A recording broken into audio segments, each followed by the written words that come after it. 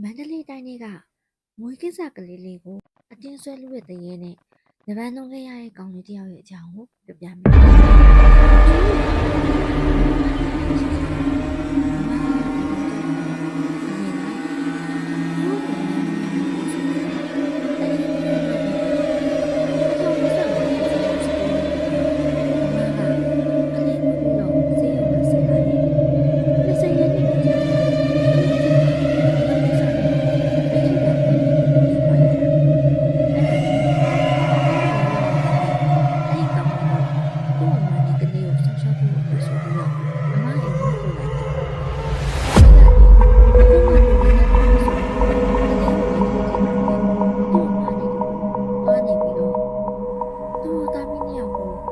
ဆောက်ရှောက်ပြီးရင်အမအိမ်ရောက်တော့အမစားဖို့တောက်ဖို့ဆိုပြီးတော့သမီးဟင်းနဲ့ချက်ပြုတ်ပြီးရင်ညနေလောက်ဆိုတော့မမနှစ်ယောက်ကညစာအတူတူစားကြတယ်။ကျွန်တော်တို့စားရတယ်။နောက်တစ်နေ့ကျတော့ကျွန်တော်ကသူ့နဲ့ပြန်လာပြီဆိုတာနဲ့တော့ရောက်စားကြတယ်။နောက်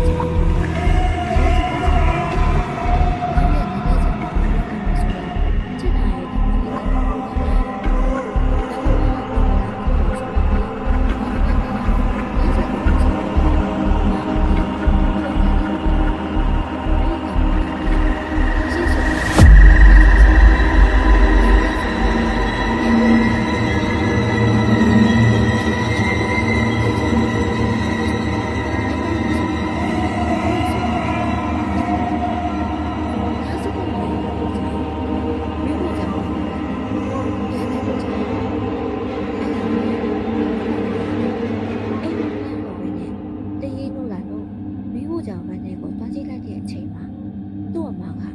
သမီးလေးလက်တစ်ဖက်ထဲနဲ့ချီပြီးတော့သမင်းအိုးရဲကဟင်းတွေနဲ့အဲ့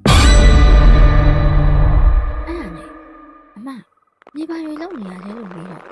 သူ့လုံးစရာရှိတာကိုဆက်လို့နေနဲ့နောက်ကိုလည်းလက်မချီဘူးငါသမင်းစားလို့ပဲပြောတယ်အဲ့လိုလေပြန်ဖြစ်လိုက်ရောအကောင်လေးရဲ့ခေါင်းကစပင်းတွေကထောင်လာပြီးတော့ခေါင်းရမ်းကြီးသွားတယ်ဘာဖြစ်လို့လဲဆိုတော့ပြန်ပြေးလိုက်တဲ့အတန်းကသူ့အမတမ်းမဟုတ်လို့ပါပဲပြောချင်တာကအဲ့ဒီကောင်လေးကလည်းတရေဆိုရင်အရင်ကစိတ်ကိုမနှဲ့ပြန်လာတော့သမီးစားလို့ဆိုရင်လည်းစားတယ်တကယ်ကိုမပြီးတာဘာဖြစ်လို့ဖြစ်နေလဲသူကဘာလို့ပြန်နေလဲတက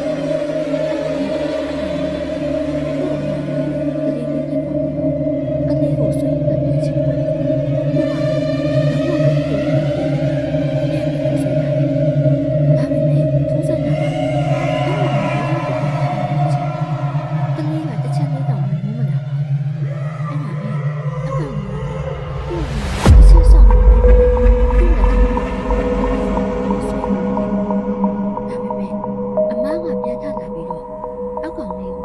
ဇိုးတွေကန်နေနဲ့ဖြစ်ပေါ်တာ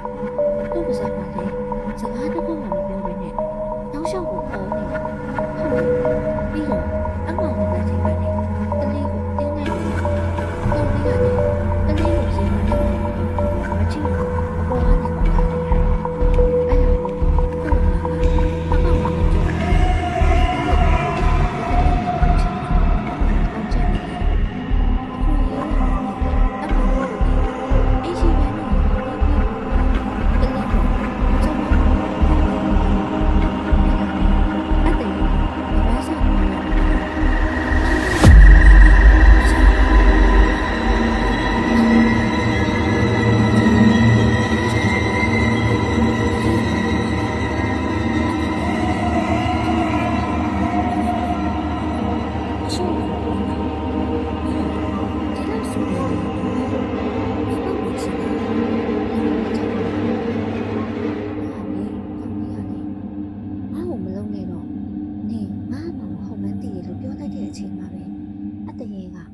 ကောင်လေးရဲ့မျက်နှာကို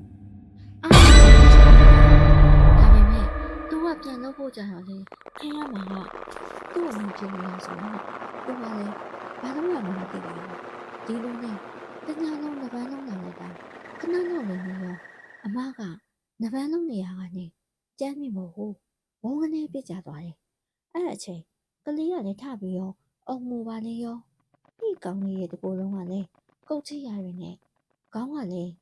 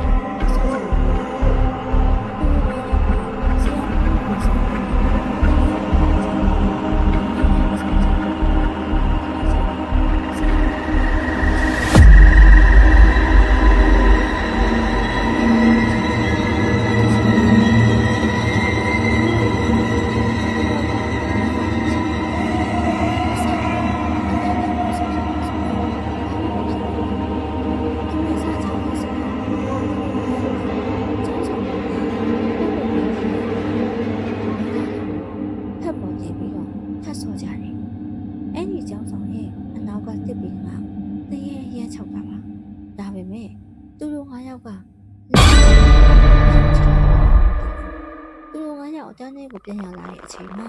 မျက်လုံးတွေကကြောင်တောင်တောင်လေးဖြစ်နေကြတယ်။အဲ့ဒီလိုနဲ့အားလုံးဖို့လို့အတန်းလေးပြန်နေကြတော့ဆီယာမကစာတင်နေတယ်။ဆီယာမစာတင်နေတဲ့အချိန်မှာနောက်ဆုံးတန်းကတခိခိနဲ့ထရဲတာ။ဆီယာမလည်းသူ့စာတင်နေတာကို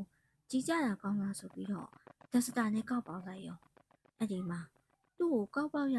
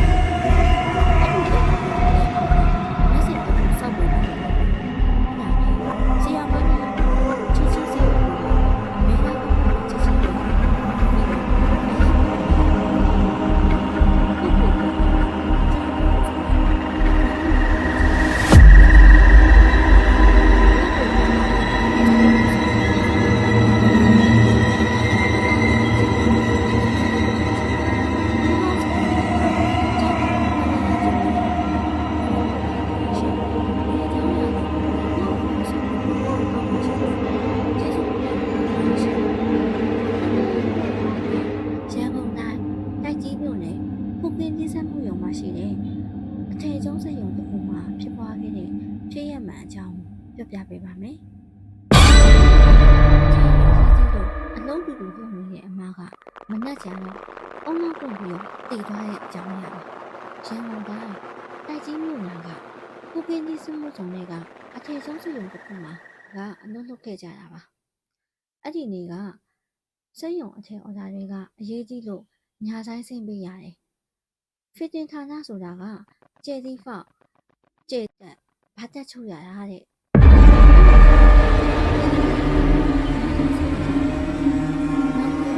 လုပ်ဖို့ပါလို့ကြားနေဆိုတော့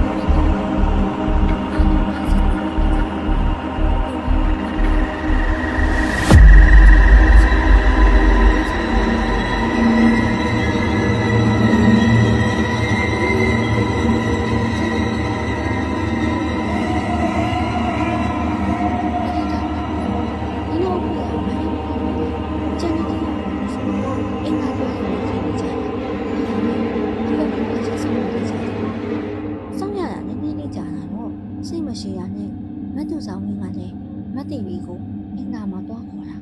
အဲ့ဒီအချိန်မှာမငိမ့်ညကမတ်တီဗီအောင်းနောက်ပြီးတော့တွေ့ရနေမှာလဲကြနေတဲ့မတ်တီဗီရဲ့ရုပ်အလောင်းကိုတွေ့လိုက်ရတာပဲမတ်သူဆောင်ဝင်းကလည်းညံ့ပြီးတော့អော်လိုက်ရောအကုန်လုံးကအဲ့ဒီလောင်းကိုအပြေးရောက်လာကြတာကျန်တဲ့သူတွေကလည်းမတ်တီဗီရဲ့အလောင်းကိုတွေ့ပြီးတော့ဘာလုံးလို့ဘာကရမှမသိတော့ဘူးအဲ့ဒီအချိန်မှာမတ်သူဆောင်ဝင်းကလည်းညကလည်းသူနဲ့ကျမအင်္ဂါလူလူသွားကြသေးတာဒါပေမဲ့ဒီနားမှာချော်လဲသွားသေးတယ်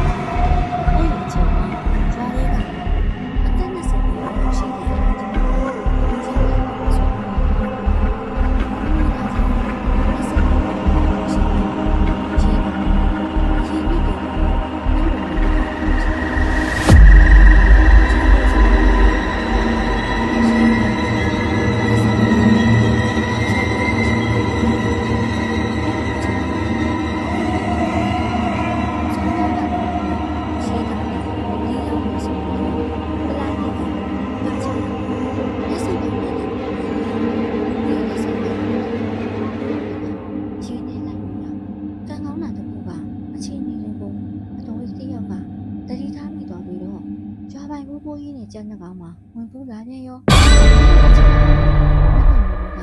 ဓားတွေကိုစီကန်ပြီးတော့လက်မိုင်းတွေကိုဝိုင်းထားကြတယ်တော်တော်လေးလေးချောက်ပုတ်ကောင်းတယ်ပြီးတော့တရေတွေကသူတို့လေးပျော်စင်လို့ပါဆိုပြီးတော့တောင်းနေတာပေါ့ဒါပေမဲ့လည်းလက်မိုင်းကလို့ဝင်ပူးခံရတဲ့သူတွေကအသက်လဲနှုတ်ခံရနိုင်တာမို့လို့မငဲနေထုတ်လိုက်ကြရတယ်လို့ရှင်